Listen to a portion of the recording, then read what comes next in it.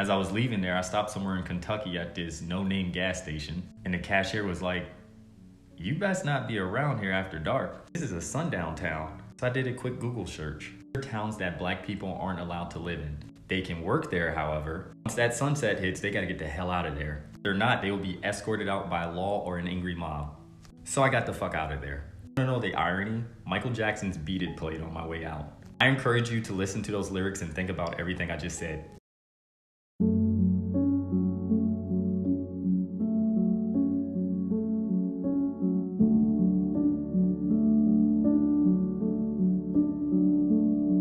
What's good, guys? Welcome back to the Milk Carton series. I'm your host, Stephanie. If you are new, and as always, guys, thank you for tuning in. You all know I always say without you guys, we cannot get this content shared and out there. And I think it's very important that we talk about cases that do not get proper media attention or you never heard of it. That's kind of always been my thing. So if you have a case and you want me to check it out, you can always send me it down below. It'll be linked in the description box. So you can reach me anyway. Instagram, email, Facebook, whatever one works for you. Hell, even down under the YouTube video. But thanks, guys, for tuning back in. Today's video will be discussing sundown towns. And this topic brought me down a rabbit hole, and I really mean that because so let's start from the beginning. Have you guys watched Them on Amazon Prime? If you have watched that, then you know. So this is kind of like a spoiler alert, FYI, if you did not watch it, and if maybe you don't want to watch it, because honestly, it's like a trauma type of series, especially if you are Black.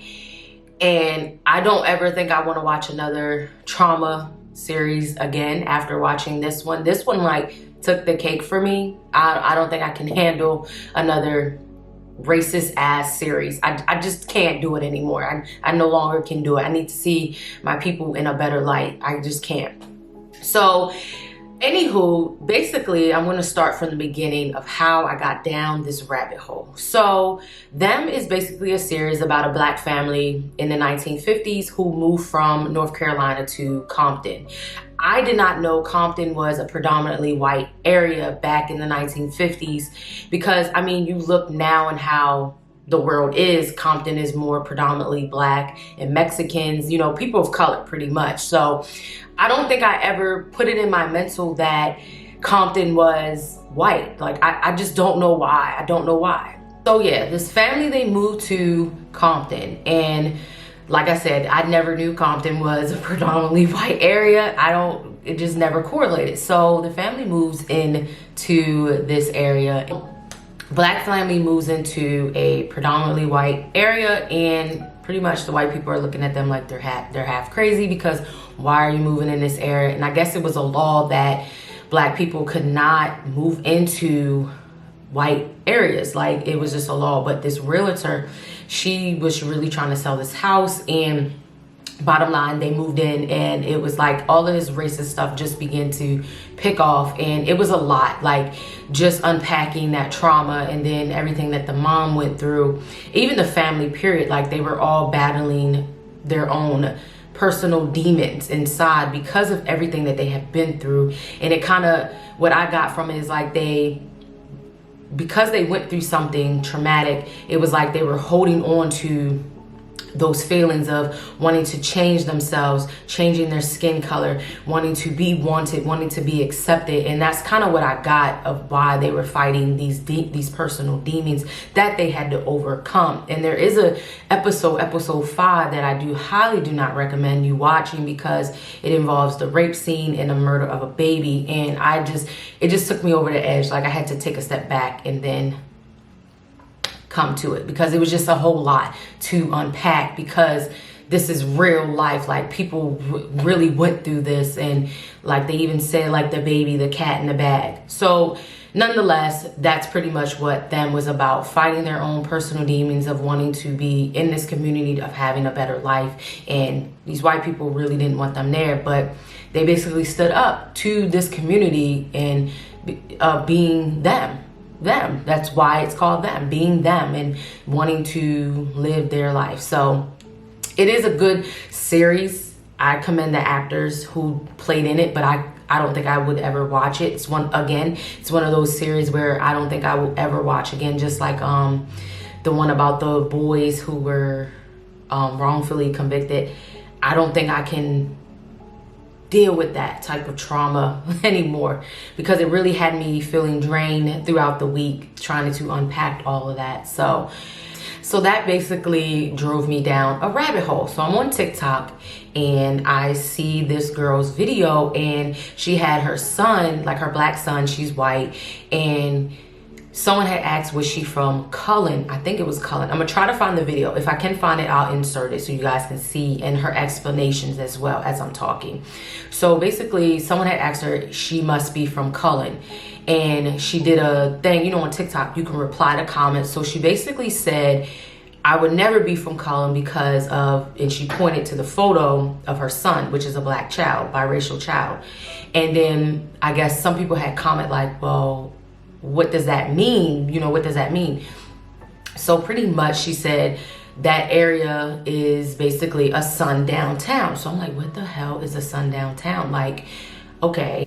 Historian and author James Lowen, the man who literally wrote the book on sundown towns, uncovered thousands of these towns that existed in the United States throughout the 20th century.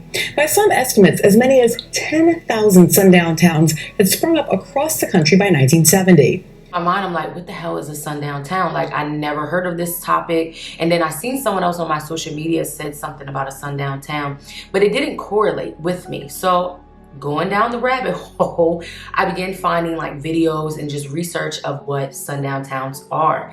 And from her explanation, she basically said, sundown towns are a community of basically predominantly white people who you as a person of color can come through the area during the day, but when the sun goes down, pretty much it's like a saying, don't let the sun go down on your ass, pretty much, because bad things will happen to you if you are a person of color. And I'm just like, what the hell? I'm like, we still living like that in 2021?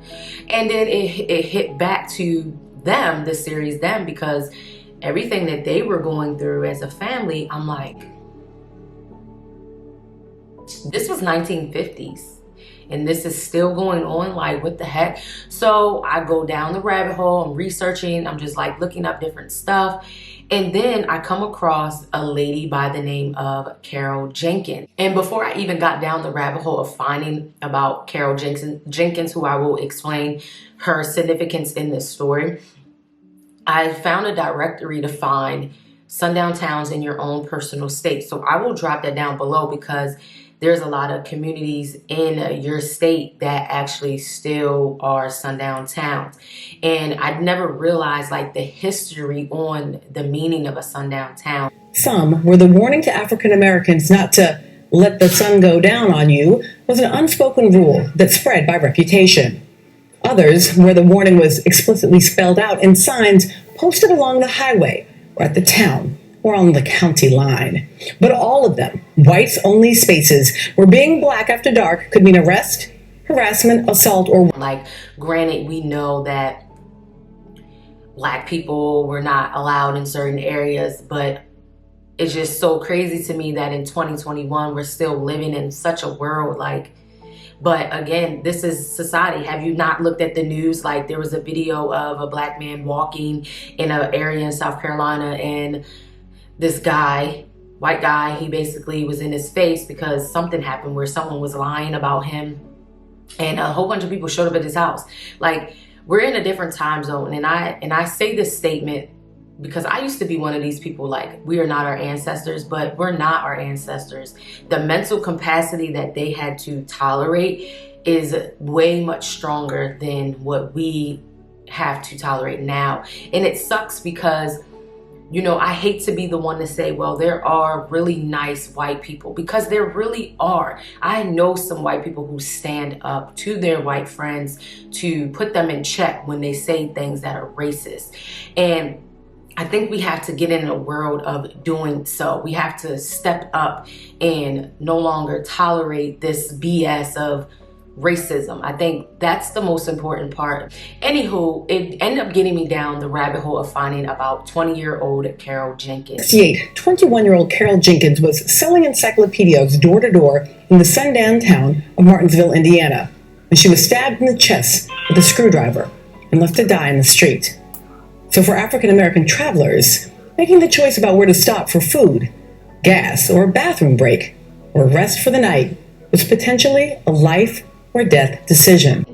I found out that Carol Jenkins, she was basically killed in a sundown town, a black girl. And I was like, what in the hell? Like, this is crazy. I was like, this is so crazy how like I picked off one thing and went to this and this and this. So going down the rabbit hole, it brought me to 20-year-old Carol Jenkins. Carol was living in Indiana where she graduated, and then she started working at a Ford plant. Now, the plant had got temporarily shut down due to union strikes. So in order to supplement her income, she went to this place called Collars, which sold encyclopedias door to door.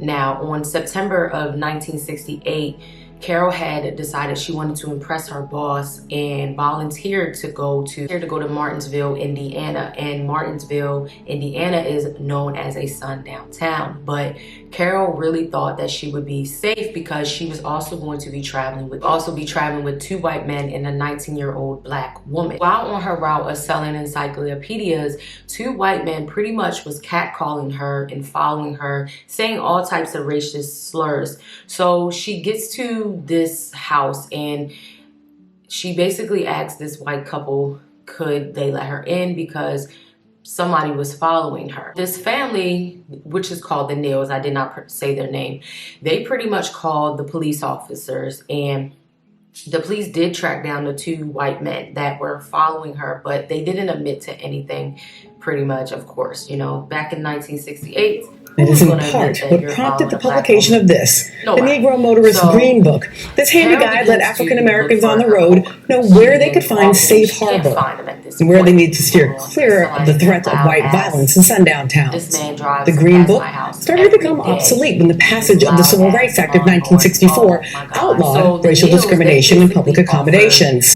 Their place to Carol, wanting her to stay because at this point it's like 8:30 at night in September. You know, time is about to go back. Yeah, time is about to go back, and I don't even know if they did that back in 1968. But anyway, it's getting dark. You're in a sundown town. You don't want to be in a sundown town because anything bad can happen to you. So about 15 to 30 minutes later, basically a car shows up with two men and they chase after Carol. One of them, you know, stabs her with a screwdriver in her heart. Like, police believe the killer was hiding in these bushes, grabbed Carol Jenkins as she walked by, then stabbed her. The case has stumped Martinsville police for decades. Can you imagine? And it sucks. Like, I just wish that maybe she would have stayed with the Neals, you know, because who would have thought that 15 to 30 minutes later, her life would end. And these men, they left her in the street to die. Like, this sucks. So Carol's father basically wanted the FBI to come into play, but the police didn't want that to happen. And of course, 9 times out of 10, they didn't want to do that because Carol was a black girl. Now, and it's sad to say, if she was white, she would have probably had the FBI, or they would have found somebody who had killed her. In June of 2000, mind you, this is years on years after Carol is dead, her mother receives an anonymous call. The victim was the daughter of Elizabeth Scott and Paul Davis. They've recently received mysterious phone calls from a woman who says she saw their daughter's murder. She was afraid because I asked her, I bet maybe about 3 times what her name was. She said, I'm sorry, Miss Scott said, but I fear for my life. She said that the 2 people was involved. It was the father and the son, and they owned that. Said either his father owned that filling station or they both worked there.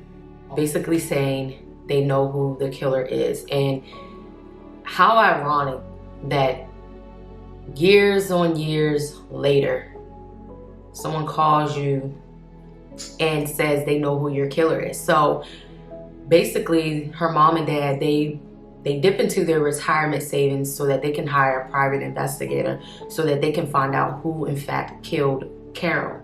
And I can't even imagine, like, your daughter died in 1968, and then here you are in a whole new decade, and you get an anonymous tip that you know who the killer is, and you have to dip into your savings pretty much to find out who killed your daughter so that way you can get some type of justice. After the Indiana State Police figured out what the family was trying to do, they had 2 cold case investigators on the case of Carol Jenkins. And then it turned out in 2001, they ended up finding out who the person was because it had said that the daughter of the killer had witnessed the murder. They ended up finding the name of the individual by the name of Kenneth Richman. So it had been over 33 years, and in 2002, they were able to arrest Kenneth Richman. He was in a nursing home, and he was about the age of 70 years old.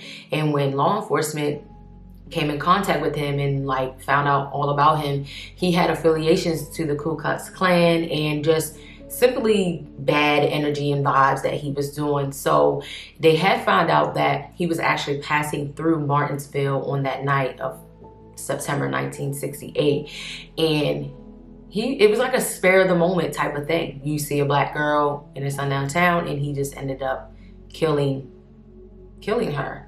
There was no reason behind it, and that's just what he wanted to do. And I thought this was so fascinating that the daughter pretty much, she gave like a lot of information. She knew the type of clothing that Carol had on. She gave so much detail to help the detectives that I was even blown away. But again, you go from 1968 to in the 2000s, times have changed a little bit. So she begins to give the details of it. So she was about 7 years old when Carol Jenkins was brutally killed.